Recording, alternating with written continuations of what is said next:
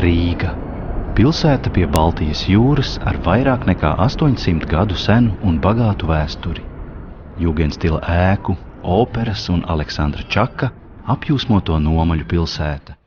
Taču Rīga saistās vēl ar kādu senu, noslēpumainu un rūpīgi koptu tradīciju. Tās sākums meklējams 1870. gadā, kad Rīgā atvēra pirmo saldumu fabriku. Kopš šī brīža īsta Rīgā tapusi šokolāde ir bijusi neatņemama Latvijas, Rīgas un rīdznieku dzīves sastāvdaļa. Kāpēc Rīga ir saldumu pilsēta izveidosies? 19. gadsimta otrajā pusē Rīgā ļoti daudz veda siļķes iekšā. Viņas eksportā gāja arī cauri Rīgai un Latvijai, un man liekas, ka to siļķu bija ļoti daudz, un tad, lai būtu tāds zināms līdzsvars, ražoja arī saldums un ēda daudz. Pašos saldumu ražošanas pirmsākumos Rīgā bijuši pat vairāki desmiti šokolādes darbnīcu un gandrīz ducis lielāku vai mazāku fabriku. Šokolādes izgatavošana kļūst par arvien nozīmīgāku Rīgas rūpniecības nozari. Uzņēmumi savā starpā sīvi sacenšas par pircēju simpātijām.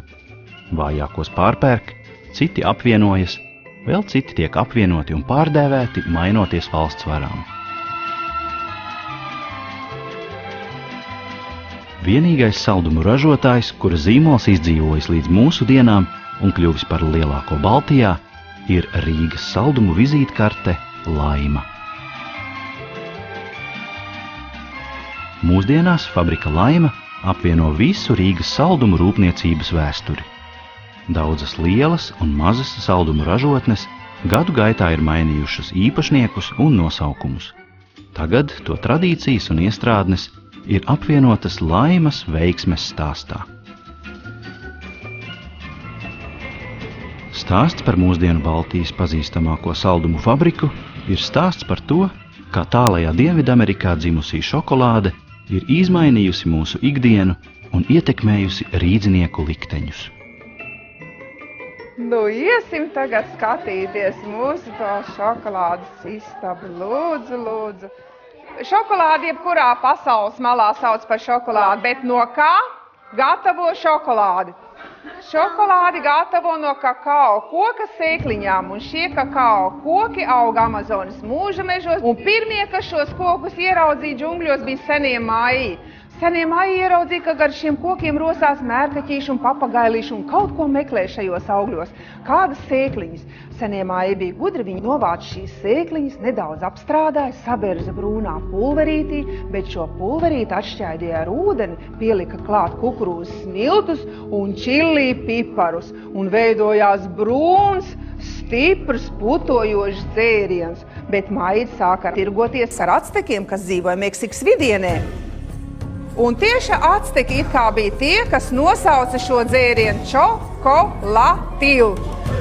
Pirmais, kas atveda šo dzērienu uz Eiropu, bija lielais ceļotājs Kristofers Kolumbs. Un kā jūs domājat, vai Spānijas karalis dzēra šo stipro piparaino dzērienu? Nē, bērni, pareizi. Bet pēc 20 gadiem Hernando Cortes, jau nākošais ceļotājs, atkal atceļoja uz Acteku zemēm un atveda citam Spānijas karalim šo dzērienu, Čārlsam V, bet šis karalis bija gudrāks. Viņš lika mūkiem, kam bija aptiekāra izglītība, pārveidot šo dzērienu. Kāpēc likt čilī piparus? Pieliksim mēs cukuriņu, pieliksim vaniļu, kanēlīti un tika uzputots brūns, salds, garšīgs dzēriens. Bet angļi bija pirmie, kas atšķaidīja šokolādes dzērienā ar pieniņu, un tas kļuva vēl maigāks, vēl garšīgāks. Līdz pat Viktorijas laikam šokolādīti pazina tikai kā dzērienu, un 1847. gadā angļi bija tie, kas izgudroja pirmo cieto šokolādīti, bet 20 gadus vēlāk vācu uzņēmējs Teodors Rigerts atveda šokolādīti uz Rīgu un nodibināja savu uzņēmumu. Par saldumu nozares pamatlicēju Latvijā uzskata vācieti Teodoru Rigertu. Ceļojot pa dažādām pasaules valstīm, viņš nolēma, ka saldumi varētu būt ienesīga nozare arī Latvijā. Un 1870. gadā Rīgā, Zaļajā ielā 4, sāka smaržot pēc šokolādes un kakao.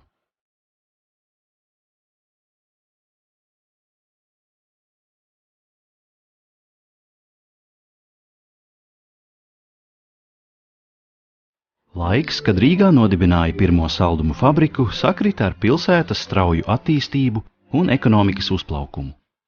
Iedzīvotāju skaits Rīgā 19. gadsimta beigās pieauga 3-kārt, no 100 līdz 300 tūkstošiem. Tika uzbūvēta dzelzceļa līnija, kas savienoja Rīgu ar Pēterburgu un citām pilsētām. Rīga kļuva arī par vienu no galvenajām Krievijas ostām. Šajā laikā strauji attīstījās rūpniecība, un Teodora Rigerta fabrika kļuva par vienu no lielākajiem saldumu ražotājiem Baltijā un visā Krievijā. Pieprasījums pēc saldumiem Rīgā pieauga, tādēļ pieauga arī citu saldumu ražotāju un tirgotāju skaits. Viņu vidū bija arī latviešu rūpnieks Mežits, bet par nopietnāko Rigerta konkurentu kļuva 1881. gadā dibinātā Gēgingera fabrika, kurā ražoja gandrīz visu, no saldumiem līdz zivju konserviem. Taču pirmās Latvijas republikas iedzīvotāju sirdīm vismīļākais esot bijis latvietis Vilhelms Čuze. Vilhelms Čuze bija ļoti uzņēmīgs, un faktiski Čuzes rūpnīca sākās jau 1910. gadā. No sākuma Avotielā viņam bija maza kontoris, bodīti, pēc tam Krāsotāju ielā izveidoja lielu un stabilu uzņēmumu, mācēja izcili reklamēt savu preci. Vilhelma Čuzes panākumu atslēga bija vienkārša – ražot tikai labu preci par iespējami zemu cenu un to plaši reklamēt. Tādēļ Čuze izmantoja kvalitatīvas izeivielas, iepirka modernas ražošanas iekārtas un rūpējās par to, lai darbinieki būtu ieinteresēti un apmierināti. Čuze pats uz darbu nāca reizē ar citiem un bieži vakaros palika pēdējais. Ārpus darba nodevās saprātīgām izklaidēm, medībām un makšķerēšanai, apmeklēja operu un aktīvi iesaistījās sabiedriskajā dzīvē. Īpašu Čuzes uzmanību izpelnījās futbolisti, un Čuzes vārds plaši izskanēja sporta presē. Ja Čuzi dēvēja par Latvijas saldumu karali, tad par karalieni noteikti jādēvē fabrika Laima, kuras pirmsākumi meklējami 1921. gadā. 1921. gadā vairāk uzņēmīgi ebreju tirgotāji izveidoja fabriku Maķedoniju. No sākuma bija tikai 4 strādnieki, bet tomēr produkcijas apjoms bija diezgan liels. Šie cilvēki saprata, ka ir izdevīgi ražot saldumus. Fabrika atradās Rīgā, Karlīnas ielā 22, tagadējā Miera ielā. Daži Maķedonijas īpašnieki Latvijā ieradās kā bēgļi no Krievijas, un viņiem jau bija pieredze saldumu ražošanā. Uzņēmuma vadītājs Elijahu Fromčenko jau 1918. gadā, vēl būdams Pēterburgā, kopā ar savu brāli Leonīdu bija izveidojis šokolādes ražotni, nelielu arteli mājas virtuvē. 1925. gada sākumā Maķedonijas dibinātāji un akcionāri izveidoja jaunu uzņēmumu un pārņēma Maķedonijas patenti. Jauno uzņēmumu nosauca par Laimu. Laima strauji auga, paplašināja ražošanu, un 30. gadā fabrikā strādāja jau 500 darbinieku. Laimas uzņēmums, acīm redzams, pateicoties vai nu savam nosaukumam, jeb ļoti veiksmīgai uzņēmēju darbībai, turpināja attīstīties, paplašināties un ražot šos saldumus, apgādāt Latviju un arī ārzemes. Produkciju daudz eksportēja, pat sevišķi lepni viņi ir ar to, ka ir ar uzrakstu Made in Latvija sūtīt produkciju uz Ameriku. Laimas produkcija tajā laikā bija nopērkama arī Francijā, Anglijā, Ēģiptē, Libānā un pat Palestīnā. Atšķirībā no Čuzes, kas savu publisko tēlu veidoja kā kultūras un sporta mecenāts, Laima orientējās uz dažādu pasākumu un notikumu atbalstu. Viena no Laimas atbalstītajām un visvairāk reklamētajām slavenībām bija lidotājs Herberts Cukurs. Par godu cukura lidojumam uz Gambiju Laima izlaida speciālu konfekšu sēriju. 30. gadu otrajā pusē Laimas īpašnieki, tāpat kā daudzi viņu tautieši, nolēma Rīgu pamest un fabriku pārdot. 1937. gadā Latvijas valdība kopā ar Kredītbanku uzpirka akciju sabiedrības Rigerts un Laimas akcijas un turpināja strādāt liels uzņēmums Laima. Laimai pievienoja saldumrūpnieka Mežita fabriku un Jāzepa Meiroviča konfekšu darbnīcu. Tā radās liels un spēcīgs uzņēmums, kurā strādāja simtiem rīdzinieku. Tas atbilda prezidenta Kārļa Ulmaņa politikai koncentrēt rūpniecību latviešu rokās. Vienīgais nelatviešiem piederošais saldumu ražotājs joprojām bija Gēgingera fabrika. Taču nacionālās politikas laiku pārtrauca izmaiņas Eiropā. 1940. gadā Latvijā ienāca padomju tanki un tā pārstāja eksistēt kā neatkarīga nacionāla valsts. Fabrikas un valsts īpašumi nokļuva Padomju Savienības pārvaldē.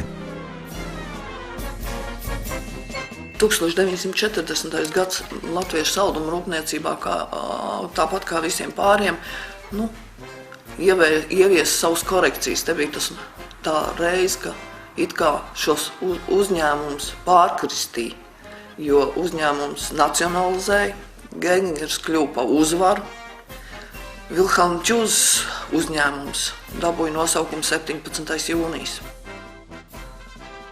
Šī paradoxālā situācija Vilhelma Ķūze pašu izsūta, bet viņa uzņēmums saucās 17. jūnijas.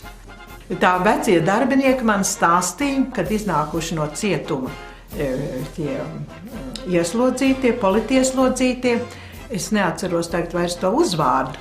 Viņš ir bijis pa partorgu tur un tad savākuši kopā visus tos darbiniekus sētā. Viņš uzkāps uz mucas un teica tā, Ķūzi mēs vairs nevaram saukt, kā mēs sauksim to fabriku turpmāk. Tie visi klusējuši, un viņš teica tā, tā kā man 17. jūnija atbrīvoja no cietuma, padomju armija ienāca Latvijā, tad sauksim par 17. jūniju. Un tā viņa arī nosauca. Ir brīdis, ka ir konfekšu fabrika Ķūze, pēc tam ir brīdis 17. jūnijas. Lai būtu viss pareizi, kāds konfets ražo 17. jūnijas. Parādās konfeta, Uzvara, tanks, pilots, 9. maijs. Konfekšu papīrīši, tā ir vēsture. Konfekšu iesaiņojumi ir spilgta laikmetu maiņas ilustrācija. Sākumā saldumu iesaiņojumam nomainīja tikai ražotāja vārdu, bet drīz saldumi kļuva par īstu propagandas ieroci. Nepilnu gadu pēc padomju armijas ienākšanas Rīgas ielās iemaršēja vācu karapulki. Ķūzes fabriku atkal sauca tāpat kā agrāk, bet Gēgingera fabrika savu tautiešu ienākšanai veltīja šokolādes konfekšu sēriju. Taču 1944. gada rudenī padomju armija atgriezās. Gēgingera uzņēmums atkal tika pārdēvēts par Uzvaru, bet Ķūze par 17. jūniju. Fabrika 17. jūnijas. Visiem labi pazīstama ar saviem garšīgiem un skaistiem ražojumiem. Darbs rīt pilnā gaidā.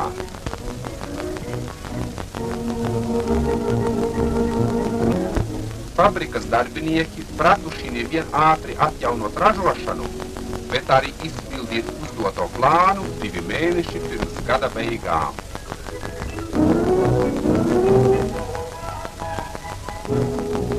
Viss, ko fabrika pašlaik ražo, ir virsplāna produkcija par godu PSRS augstākās padomes vēlēšanām.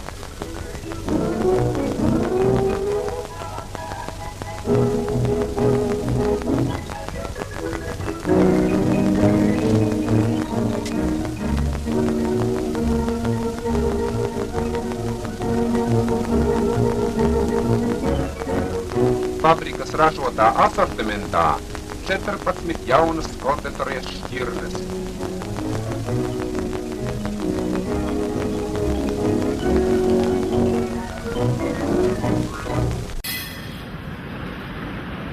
Fabrikas Laima nosaukums nemainījās, taču 2 gadus pēc kara tās produkcijas dizainā sāka parādīties jauni motīvi. Fabrika kļuva par padomju rūpniecības paraugu. Šie ir Laimas fabrikas jaunie ražojumi, kas veltīti Oktobra svētkiem. Līdz 7. novembrim Laima ražos 40 tonnas šokolādes, konfekšu un ceptumu.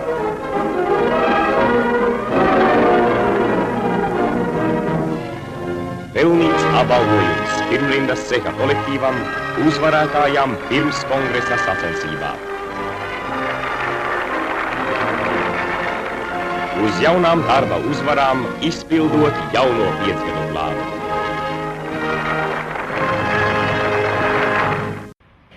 Pēc neilga laika atzinību guva arī fabrika Uzvara, kas paralēli masu produkcijai izcēlās ar pēckara trūkuma gadiem neparasti garšīgām karamelēm. Konditorijas fabrikas Uzvara kolektīvām par izciliem darba sasniegumiem piešķirts Padomju Savienības pārtikas rūpniecības ministrijas ceļojošais sarkanais karogs.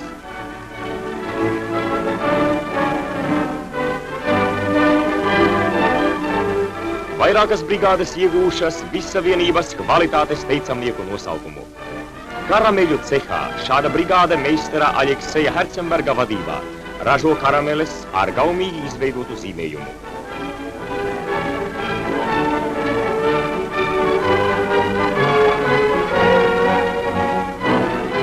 Man darbs Uzvarā sākās ar to laiku, kad notika fabriku specializācija. Bija pieņemts tāds lēmums, jo pēc kara vajadzēja daudzumu, kvantitāti. Un tad nolēma, ka Laimā ražos tikai šokolādes konfekts, īris un dražē. Toreizējais 17. jūnijas bija specializējies cepuma ražošanā, miltu izstrādājumu ražošanā. Uzvarēja tika karamelis un savieda mašīnas no visām pārējām fabrikām un arī uzstādīja tajā laikā Padomju Savienībā ražots jaudīgs, kas varēja dot tonnas, bet nedeva kvalitāti. Šeit uzstāda Brālīgo republiku atsūtītās mašīnas. Top jauns karameļu cehs, kura produkcija ievērojami pārsniegs visas Rīgas karameļu rūpniecības pašreizējo līmeni. Padomju tehnika nodrošina fabrikai jaunas darba uzvaras. Ražoja masveida karameles, augļogu vai piena pildījumu, liķeru pildījumu, lielu izmēru un samērā lielos daudzumos. Katru mēnesi tev plāns par katru cenu, tam tonnām bija jābūt. Esam sulas taisījuši un dzērvens pūderu cukurā esam taisījuši un halvu gatavojām. Un tad sākās pastils zefīra izstrādājuma ražošana. Zefīra sākuma bija tāda, ka bija tādi dēļi, un tad tā kā tortēm vēl joprojām ar to piltu izspiež, tā sāk taisīt zefīru. Kopš Rīgā sāka ražot zefīru, to uzskatīja par visgaršīgāko visā Padomju Savienībā. Latvijas saldumu meistari bija īsti profesionāļi. Ne tikai receptes, bet arī ražošanas iekārtas bija pašu izgudrotas. Visi zināja, ka Rīgas zefīrs mutē burtiski kūst, lai gan Padomju Savienībā, kur valdīja deficīts, daudzi pircēji par to nemaz nedabūja pārliecināties.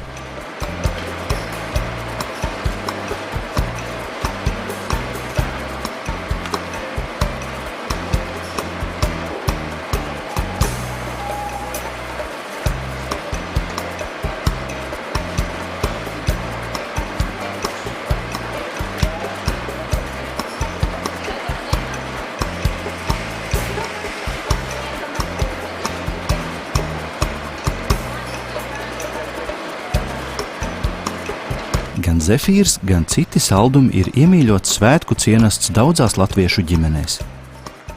Bet dažiem uzņēmuma darbiniekiem saldumu mīlestība ir palīdzējusi atrast savu otro pusīti. Es atnācu drusku vēlāk, sieva vēl tad nebija sieva, strādāja jau. Un darba laikā strādājot, ieskatījāmies viens otrām. Iepatikamies. Par kādiem nopelniem Inārai Straupē piešķirta Vissavienības komjaunas prēmija. Ināras vadītā komjauniešu un jauniešu kompleksā brigāde Konditorijas fabrikā Uzvara vairāk kārt palielinājusi darba ražīgumu, uzlabojusi kvalitāti un 2 reizes uzvarējusi pat Vissavienības socialistiskajā sacensībā. Meitenes bija ļoti priecīgas vispār. Kā saka, es jau biju pārsteigts pirmkārt, vai ne? Bet meitenes jau bija ļoti priecīgas un teica, ka malacis, ka mēs tā esam kopā, kopējiem spēkiem izpākās. Mans viens nopelns, domāju, ne. Mēs 6 meitenes esam brigādi. 6 meitenes, jā? Teiktu, kad...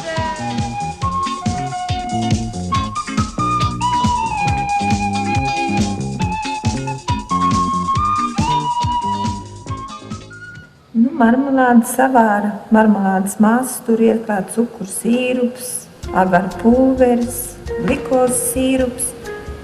beigās citronskābi, un tad veikli tiek salietas formās. Pa konvejeru tiek plānā kārtiņā laista dzeltenā miziņa, oranžā miziņa. Pa virsu masa saputot ar olas baltumu, tā, kas līmē, tur to miziņu pie tās šķēlītes, jā. Marmelādi, kā vēsta leģenda, esot izgudrojusi kāda mājasaimniece, un tās recepte Latvijā ieceļojusi no Krievijas. Rīgā marmelādes šķēlītes sāka ražot pagājušā gadsimta 60. gados. Mazliet vēlāk vietējie tehnologi nolēma marmelādei pievienot pektīnu, veselīgu želējošu vielu. Rīgā ražotā marmelāde augsto kvalitāti ieguvusi pateicoties meistaru rūpīgam darbam un daudzu gadu garumā pilnveidotām receptūrām.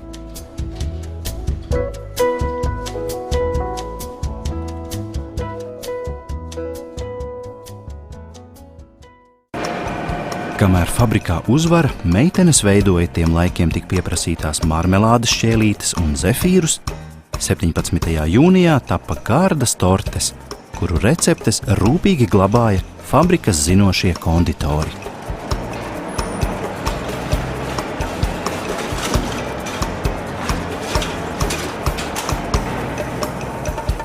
Tortu konditori, tie jau vispār ir bijuši deficīts vienmēr. Labi konditori savā laikā bija tāds, kā mēs teicām, pirmais desmitnieks konditori. Un viens no tiem desmitniekiem bija Aleksandrs Vējāls. Un lielāka prieka viņam nevajag, kā uzturēties virtuvē. Un izcept kādu jaunu torti.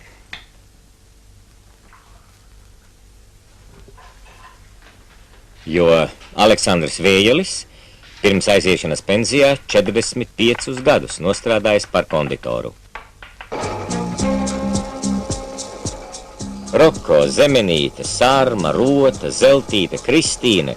Visām šīm tortēm pirmsākumi ir Aleksandra Vējaļa virtuvē, jo viņš ir to autors. Meistaris labprāt atklāja savus amata noslēpumus jaunajiem, arī topošajiem konditoram Aldim Zāģerim.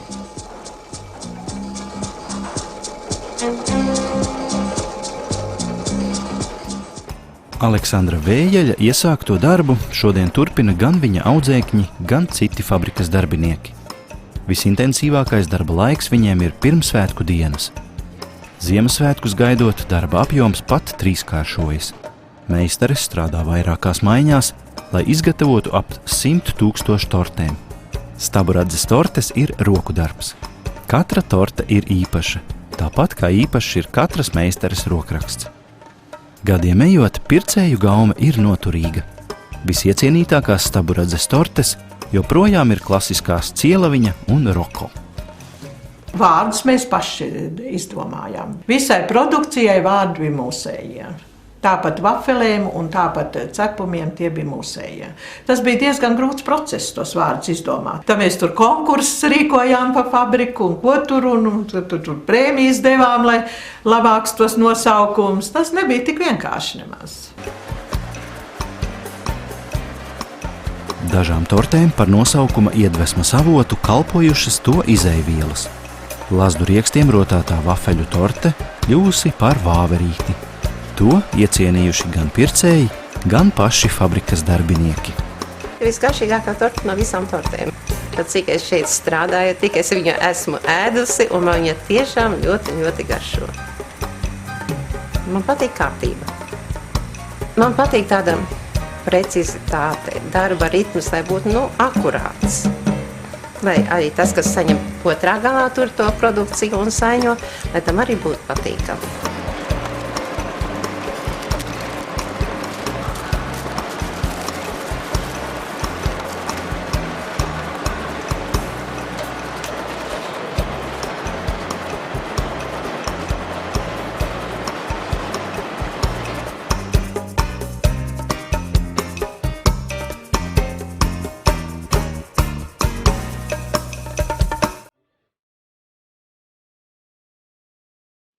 Izcilu meistaru raksturīgākās īpašības ir precizitāte, kārtības mīlestība un vēlme radīt skaistas lietas. Šo meistaru darba vieta ir šokolādes izlašu nodaļa. Pircēji ar mīlestību joprojām atceras konfekšu izlases, Uguns un nakts, Zelta sietiņš, disko un suvenīrs. Šī produkcija ir 100% rokadarbs, viņa ir ekskluzīva un tiek ražot tieši tādā pat veidā, kā tas notika pirms 100 gadiem Ķuzas laikā.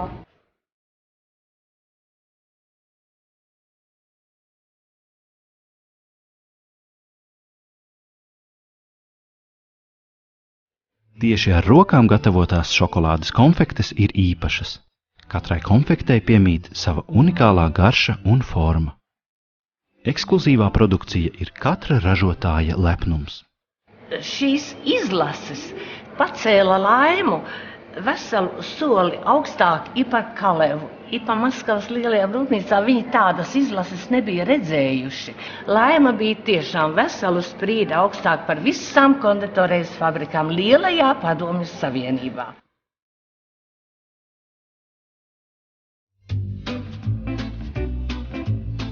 Rīgas maisījums ir unikāli saldumi. Tos, tāpat kā šokolādes izlases, joprojām izgatavo ar rokām.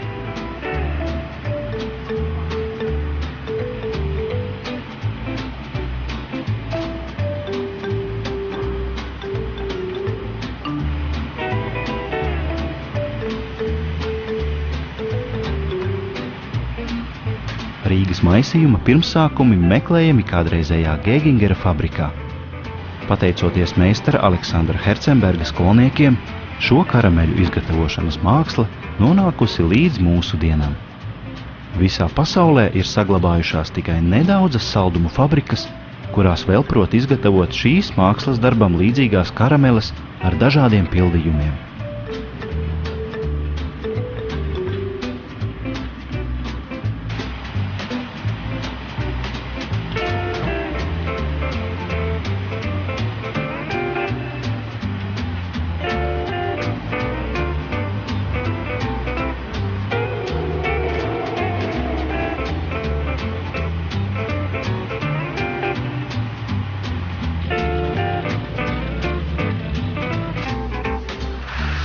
Rīgas maisījumu tradicionāli fasē metāla kārbās.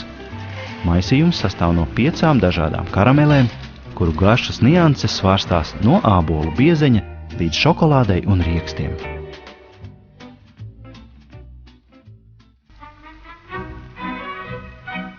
Kurā dārzā izaudzētas šīs rozes?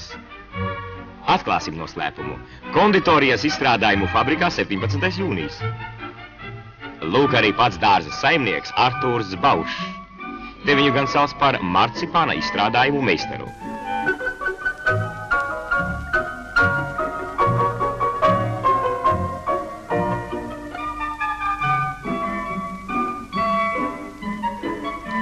Rīgas konditori savu labo gaumi un profesionālo māku demonstrējuši jau daudzās izstādēs. Šos izstrādājumus varēs aplūkot pasaules izstādes stendos Briselē. Marcipāns tiek gatavots no mandelēm. Kad marcipānu sagatavo, masu uztais, tad viņi man atsūta pie maniem, un es tad veidoju figūrīnas. Ir tāds formīts, ļoti sen pasūtīts, ķūzim bija. Viņas bija domātas šokolādei, bet mēs viņas izmantojam. Marcipānu, pilnā marcipānu masu iekšā, un tad es ar visu spēku spiežu virsū, liekais izspiežās ārā. Un man ir gatava figūriņa, un liek miltiņu rozpūlēt apmēram 2 dienas. Tad viņas izņem no miltiem un ar asu nazīti apstrādāju visu šitās maliņas.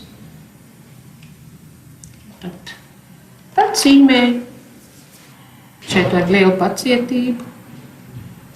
Arī mazliet tādu vientulību. Tā es šeit paliku. Un nekur prom neesmu gājusi, un 30 gadus esmu šeit nostrādājuši. Tieši šogad man ir 30. Agrākās ķuzes, padomju laika 17. jūnija un vēlākās staburadzes cilvēki ir abrīnojami uzticīgi savai fabrikai.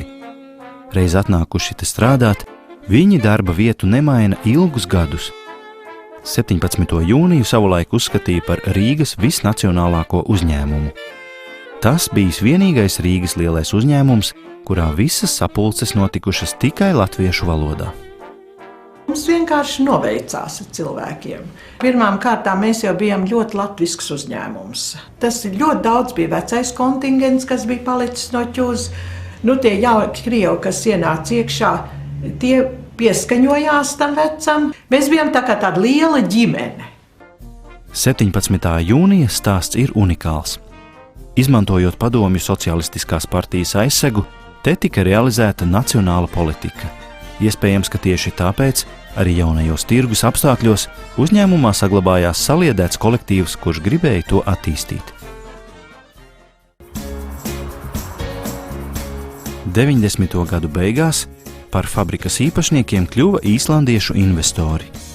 Vēlāk notika 3 lielāko Latvijas saldumu fabriku saliedēšana, un turpmāk gandrīz visu to produkciju sāka ražot ar visatpazīstamākās fabrikas Laimas vārdu. Ļoti liels cilvēku skaits ir nostrādājuši uzņēmumā 25 un vairāk gadus. Ja, tās viņu otrās mājas, pie kurām viņi ir pieraduši, un tāpēc ar tādām dalītām jūtām viņi skatījās uz to procesu, kad visi uzņēmumi konsolidējās ap vienu. Ap to uzņēmumu, kurš bija starptautiski atzītākais ar pazīstamāko tirdzniecības marku. Tā bija Laima. Cilvēki, kas tanī stabredzē, viņi jau jūtās tā kā stabredzes darbinieki, bet viņiem ir šausmīga sāpe, ka viņu stabredzes logo mums vispār vairs nekur nav, un arī uzvaras logo vairs nekur nav. Jo Laima ir kā ražotājs visiem pārējiem. Taktisks ierocis Laimai ir tas, ka atsevišķos tirgos, piemēram, cepumi ir tie, kas veicina šokolādes produktu ienākšanu. Piemēram, Pēterburgā vienmēr ir mīlējuši Laimas šokolādi. Tas mums atkal šodien ļauj iet ar bijušās uzvaras produktu maigumus. Ja tad faktiski šī kopdarbība, šī miedarbība ir pamats tam, lai uzņēmums veiksmīgi darbotos jau daudz lielākā tirgu nekā ir Latvija. Mēs noteikti lepojamies ar savām asortī konfektēm, kuras ir pieprasīts ne tikai Baltijā, bet arī Krievijā, Vācijā, Izrēlā, Amerikā. Īpašs stāsts ir cepuma selga. Selga šodien ir Baltijā viss tirgotākais produkts saldumu kategorijā, pārspējot tādus produktus kā Mars un Snickers.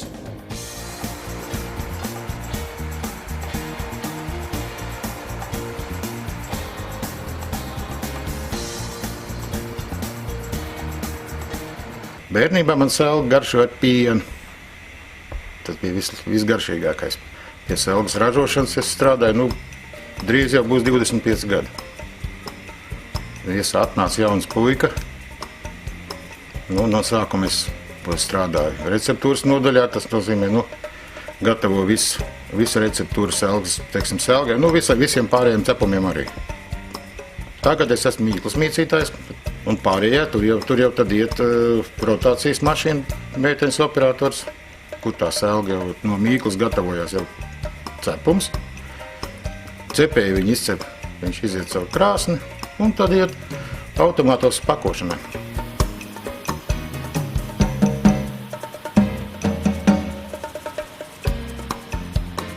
Laimas atpazīstamības iemesls meklējams padomju periodā izveidotajās dizaina un tiem laikiem modernajās mārketinga tradīcijās.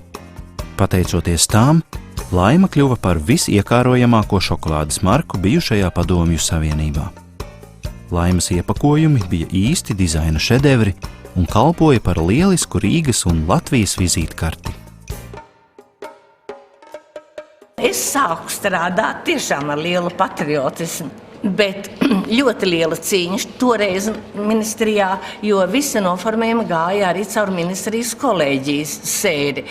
Un vairāk mākslinieki uzsvēra noformējumā šito bildu, tā ir uz pieminekļa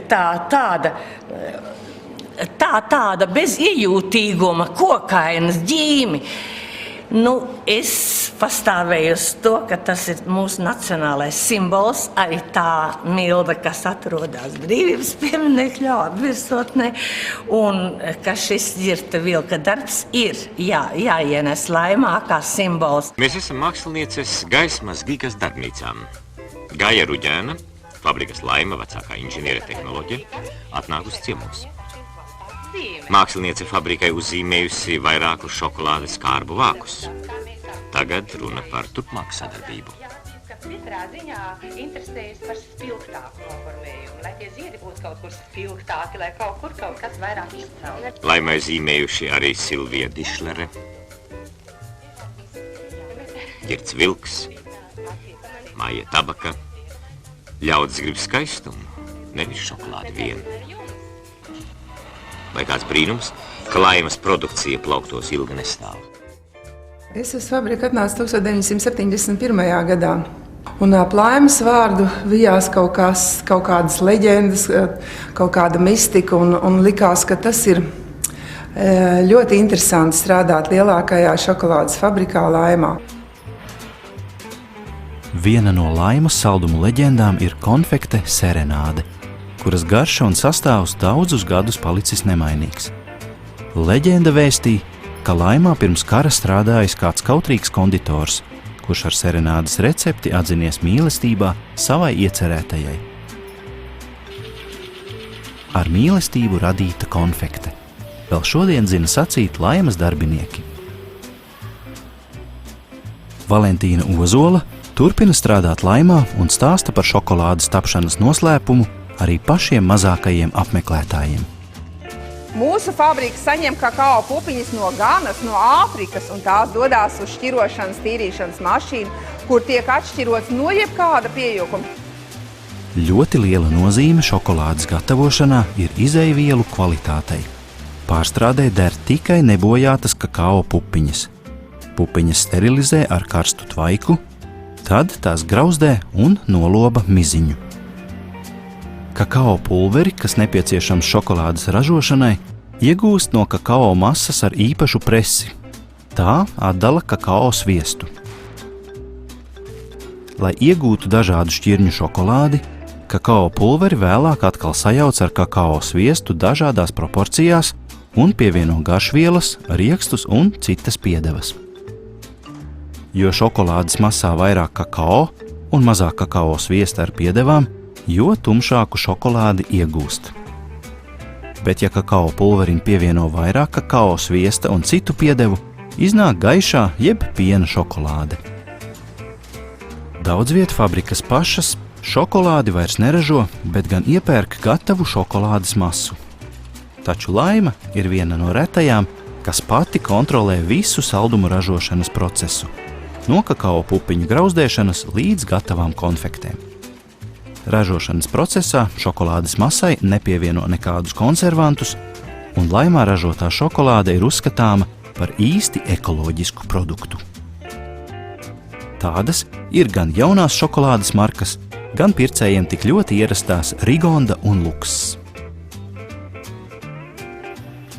No pašu ražotās šokolādes Laimā ražo arī pircēju iecienīto asorti. Šajā kārbā katrs var atrast šokolādi ar sev tīkamu pildījumu, sākot ar augļu želeju un beidzot ar olu liķieri. Mūsdienās produktu pārpilnības laikos iepakojumam ir ļoti liela nozīme. Tas bieži nosaka, vai pircējs paņems saldumu kārbu no plaukta vai paies tai garām. Šobrīd tiek pārveidots viens no patērētāja iecienītākajiem produktiem asortī kārbes, un drīzumā varēs ieraudzīt jaunā, skaistā ietērpā ierastās konfektes.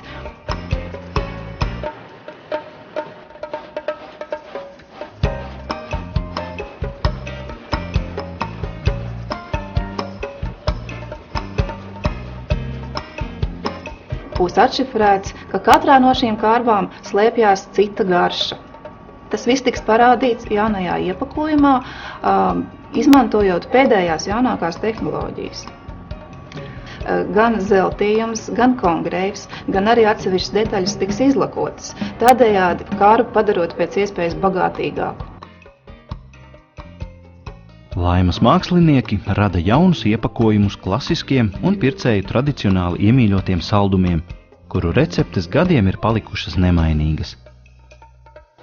Taču Laima uzstāda arī jaunas, modernas ražošanas līnijas un seko pircēju gaumes izmaiņām. Ražošanā tiek ieviesti arvien jauni saldumu veidi. Mūsdienīgā konbaru līnija ļauj izgatavot gandrīz visas Laimas konfekšu markas, taču visbiežāk to izmanto, lai ražotu jauniešu auditorijā iecienītās lielkonfektes. Veiksmīgi izmantojot 140 gadu laikā uzkrāto pieredzi un no paudzes paudzē nododot zināšanas par šokolādes gatavošanu, Laima ir kļuvusi par ļoti mūsdienīgu un dinamisku uzņēmumu.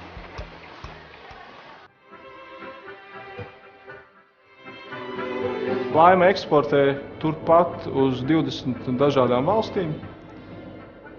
Tā ir Krievija, tā ir Vācija, Skandināvijas valstis. Kā tāds eksotiskāks piemērs varētu minēt Izraēlu, Amerikas Savienotās valstis, Indonēziju.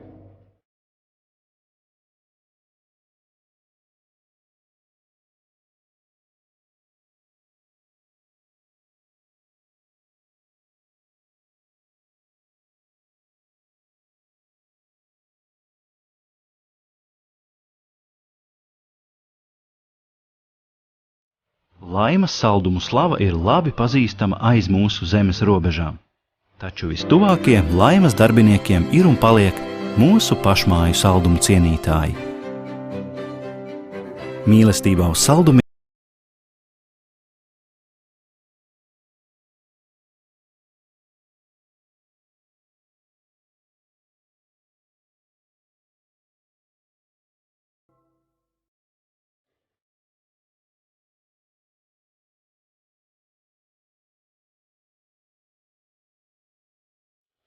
We are certainly, as a group, an Icelandic group, being the owners, but the company is managed and has always been managed by Latvians, which have done such an excellent job to make the company not only be successful, but also have such a bright future that we are looking forward to. So now, some 100 and almost 140 years from the foundation of Laima, I think it shows no sign of age, but rather it's like a dynamic teenager ready for the next 140 years, brighter than ever before.